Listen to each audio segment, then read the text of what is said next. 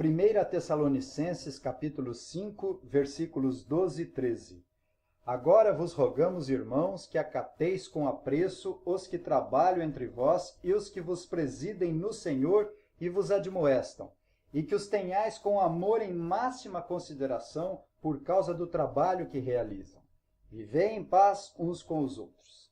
Senhor nosso Deus, nosso Pai, nós te louvamos e te agradecemos porque fazemos parte dessa igreja do Deus Todo-Poderoso. Que bênção fazer parte desse corpo, que bênção fazer parte dessa união com Cristo, e nós agradecemos muito. Rogamos as tuas bênçãos para o crescimento desse trabalho, mas também individual. Perdoe os nossos pecados, abençoe a pregação do Evangelho e que expanda e que cresça em nome e por amor do Senhor Jesus. Amém. A vida do crente não se resume apenas na relação fundamental com o nosso Deus, nem de acordo com o bom comportamento, com os que são de fora, nem apenas nas relações domésticas entre irmãos em Cristo, mas também com os que trabalham entre nós na igreja, supervisionando-nos, confortando, instruindo, admoestando, que são os oficiais da igreja. Encontramos aqui uma descrição da liderança eclesiástica e uma exortação de Paulo acerca da atitude dos membros para com aqueles que Deus constituiu líderes, diáconos, presbíteros e pastores. Presbíteros e pastores têm a mesma função, mas tem igrejas que fazem separação de pastores e presbíteros como se esses fossem inferiores. Então nós vamos considerar essa porção da palavra de Deus sobre o tema os deveres dos membros da igreja. Nós temos uma súplica aqui no versículo 12. Agora vos rogamos, irmãos, que acateis com apreço os que trabalham entre vós e os que vos presidem no Senhor e vos admoestam. Quase certamente a referência aos que trabalham entre vós e aos que vos presidem no Senhor e vos admoestam são os presbíteros e pastores da igreja. Muito embora o termo ancião, pastores, presbíteros não seja usado aqui. Não é referido pelo título, mas pelas funções que eles exercem na igreja. O reverendo Paulo Anglada, especialista na língua original, escritor e expositor bíblico, explica que a construção grega que nós encontramos aqui por trás da nossa tradução, no versículo 12, não designa três grupos, ou seja, os que trabalham entre vós, os que vos presidem e os que vos admoestam. Segundo o Dr. Paulo, a construção grega deixa claro porque se aparece apenas um artigo que governa três particípios. A referência é a um grupo específico que exerce várias funções, e eles são os presbíteros ou os pastores. Portanto, a súplica de Paulo é para que os membros da igreja tenham em máxima consideração, respeito e valor pelos presbíteros, quer seja com respeito à sua pessoa, quer seja com relação à sua função. Eu lembro que onde Paulo ia, ele promovia a eleição de presbíteros. Assim como no Velho Testamento, que havia uma liderança espiritual, os levitas e sacerdotes, também no Novo Testamento há os diáconos e presbíteros. Mas os diáconos não têm a função de supervisionar o rebanho de Deus, e nem ensinar, e nem pregar. Quando Paulo diz os que trabalham entre vós, são os labutadores. Paulo utiliza uma palavra no grego, kopial. Aqui se designa um trabalho árduo, um esforço extremo, uma labuta, uma atitude que traz extremo cansaço e fadiga. Assim deve ser o trabalho dos presbíteros, daqueles que foram chamados para cuidar espiritualmente do rebanho de Deus e aconselhar. Uma das passagens mais relacionadas a essa porção tão preciosa da palavra de Deus que estamos estudando está em 1 Timóteo 5,17. Devem ser considerados merecedores de dobrados honorários os presbíteros que presidem bem, com especialidade os que se afadigam na palavra e no ensino. Os presbíteros docentes, ou seja, que são incumbidos de ensinar e que inclui também a supervisão espiritual da igreja, além do estudo e da oração. Então, os pastores são esses presbíteros docentes. E os presbíteros regentes, eles têm também a função de ensinar, eles têm que pregar, mas a função deles é mais especificamente voltada à presidência da igreja e à supervisão do rebanho de Deus. E Paulo chama a atenção que os presbíteros são trabalhadores e a expressão também é utilizada para designar a atividade braçal e pesada que requeria esforço extremo e que resultava em canseiro. Paulo utiliza essa palavra porque realmente não é fácil o ministério. Enganam-se os que acham que ser presbíteros é uma tarefa fácil. Cuidar, aconselhar, instruir, exortar, orientar, corrigir, disciplinar, ensinar, pregar, não é moleza. Vários homens de Deus no passado se cansaram dessa tarefa. Lutero disse que se soubesse que o ministério era tão difícil assim, nem mesmo 24 cavalos o arrastariam novamente ao ministério. Ministério não é uma posição para honras e privilégios com o objetivo de obter um título, mas fomos chamados para suar a camisa com todo esforço, com toda dedicação, com toda energia para manusear bem a palavra da verdade. Mas Paulo refere-se também aos que presidem no Senhor. Há 3 significados aqui. Presidem no sentido de governar, no sentido de liderar, proteger e cuidar daqueles que Deus nos confiou. Em várias passagens bíblicas, há referência nesse sentido aos líderes da igreja. Hebreus 13:17, por exemplo, diz: obedecei aos vossos guias e sede submissos para com eles, pois velam por vossa alma como quem deve prestar contas, para que façam isso com alegria e não gemendo, porque isso não aproveita a vós outros. Assim como os pais que governam a casa, os presbíteros são pais da igreja com a função de liderar, proteger das ciladas do diabo, das investidas do inimigo e, como atalaia, supervisionar e, com a graça de Deus, apontar o caminho, orientar para que os irmãos possam continuar avançando na vereda dos justos, que é como a luz da aurora, que vai brilhando mais e mais até ser dia perfeito. O nosso papel é liderar a igreja conforme a vontade revelada na palavra de Deus. Não somos legisladores, não fomos chamados para legislar, mas para executar. Estamos no poder executivo e judiciário para executar a vontade de Deus revelada na sua palavra.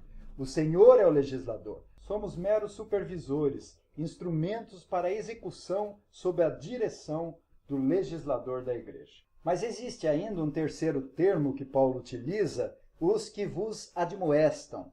Agora vos rogamos, irmãos, que acateis com apreço os que trabalham entre vós e os que vos presidem no Senhor e vos admoestam. Paulo tem em mente uma palavra ampla para instruir, aconselhar, advertir, repreender, proteger, esclarecer a vontade de Deus revelada na sua palavra através do ensino e pregação, procurando sempre esclarecer o seu significado, aconselhar, aplicar a palavra de Deus conforme a necessidade dos irmãos, advertindo acerca dos perigos que nos cercam. Os riscos da vida, as escolhas perigosas, a maneira como conduzem a vida, encorajando por meio da palavra de Deus os desanimados, para que com a graça de Deus sejam estimulados. Existe a admoestação de forma pública pelo ensino e pregação e particular pelo aconselhamento, conforme as necessidades dos irmãos. A pregação instrui e ensina por atacado. Essas são as funções descritas por Paulo aos oficiais da igreja que trabalham, que presidem e que admoestam. Aqui nos versículos 12 e 13, os membros da igreja são encorajados a se comportar de uma forma especial para com os líderes que Deus colocou como trabalhadores na igreja. Agora vos rogamos, irmãos, que acateis com apreço os que trabalham entre vós, e os que vos presidem no Senhor e vos admoestam, que os tenhais com amor em máxima consideração por causa do trabalho que realizam. Vivei em paz uns com os outros. Nós temos 3 exortações. Acateis com apreço. No início do versículo 12, literalmente no grego, significa conhecer, mas no sentido bíblico, conhecer com experiência. Jesus falou, as minhas ovelhas ouvem a minha voz e eu as conheço e elas me seguem. Conhecer no sentido de apreciá-los, reconhecê-los, valorizá-los, estimá-los. A primeira exortação é acatar os presbíteros com apreço.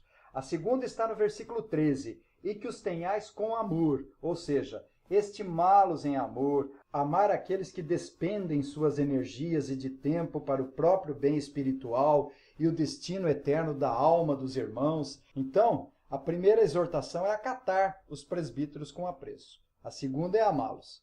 Mas ainda há a terceira exortação, tê-los em máxima consideração, não meramente por causa do título. É um grande título ser presbítero. Se alguém almeja ser presbítero, excelente coisa deseja. Mas, infelizmente, a imagem do pastor hoje em dia está muito ruim por causa das igrejas que se dizem evangélicas. Paulo sempre chamava a atenção dos irmãos que era o próprio Deus quem o havia chamado para ser apóstolo. O título também é importante, mas também por causa do trabalho que realizam, diz o nosso texto. Isso é, pela função que eles exercem, porque eles labutam, se afadigam, presidem, governam, repreendem. Portanto, a igreja deve acatar com apreço, estimá-los em amor, mas também respeitá-los, especialmente por meio da obediência à vontade de Deus pregada. Se os filhos apenas disserem aos pais que lhes amam, mas não obedecem, vão negar esse amor pela desobediência. Mas é quando eles nos obedecem que nos honram. No finalzinho do versículo 13, é-nos dito, vivei em paz. É incerto se Paulo faz referência a essa declaração em relação que ele havia mencionado dos membros com os presbíteros, ou seja, dos membros com a liderança, ou se ele faz referência nas relações gerais. Parece que Paulo está generalizando, porque no versículo 14 ele começa a falar de forma geral. De qualquer forma, essa paz é altamente desejável. Segui a paz com todos e a santificação, sem a qual ninguém verá o Senhor. Paulo disse, vivei em paz, e o Deus da paz estará convosco. Por falta de paz, acaba-se a alegria na igreja. Vem o ressentimento, as mágoas, tristezas, e isso acontece nas várias relações, seja na família, na igreja, com os membros e membros com os líderes também. Não é fácil chamar a atenção, exortar, repreender, advertir, disciplinar quando precisa, mas ser aconselhado, animado, encorajado é mais fácil. É muito mais fácil para nós não exortar e não disciplinar. Portanto, nessa passagem temos essa preciosa descrição dos líderes e exortação acerca das atitudes dos membros com os líderes. Mas também exortação com relação à atitude geral mútua, no sentido de vivermos em paz uns com os outros. Mas eu quero concluir fazendo a aplicação óbvia desse texto para a liderança e para os irmãos. Para nós, a autoridade não está tanto nos títulos, mas no trabalho que realizamos. Agora vos rogamos, irmãos, uma súplica, uma ênfase, um desejo intenso por algo importante. Só temos direito de esperar estima e consideração e amor dos irmãos quando e enquanto formos fiéis e diligentes nas funções próprias dos nossos ofícios. Não podemos abusar da autoridade, o presbítero deve ser um servo e não procurar glória para si mesmo. Eu já convivi com vários presbíteros que não têm capacidade de ensinar. É inconcebível um presbítero que não ensina, pois não deveria sequer aceitar o cargo. Presbítero que não ensina não é chamado por Deus. Todos os presbíteros devem ensinar, mas com especialidade os pastores. Esses têm o ministério da pregação da palavra de Deus. Esses devem se livrar da incumbência de outras coisas e devem se dedicar totalmente ao ensino e à oração. O príncipe dos puritanos John Owen disse que o principal dever de um pastor, de acordo com o exemplo dos apóstolos, deve livrar-se de todo impedimento a fim de que possam se dedicar totalmente à palavra e à oração. A igreja erra em pagar para os pastores e não para os presbíteros. Outro erro é eleger muitos presbíteros. Eu sei de igrejas que têm 8, 9 presbíteros para cerca de 150 membros. Antigamente a igreja escolheu 7 homens de boa reputação, cheias do espírito e de sabedoria, que foram encarregados para servir a mesa para 5.000 pessoas. Veja só, 7 diáconos para 5.000 pessoas. Mas hoje se tem vários presbíteros, muitos não ensinam por ignorância e não são pagos. Há 3 erros. Muitos presbíteros para poucos membros não ensinam e deveriam receber, mas não recebem. A igreja tem carregado essa culpa. Os membros elegem presbíteros porque são frequentes na igreja, porque não tem outra pessoa para eleger, ou porque tem posição de honra, ou são ricos, ou porque tocam bem, ou porque cantam bem.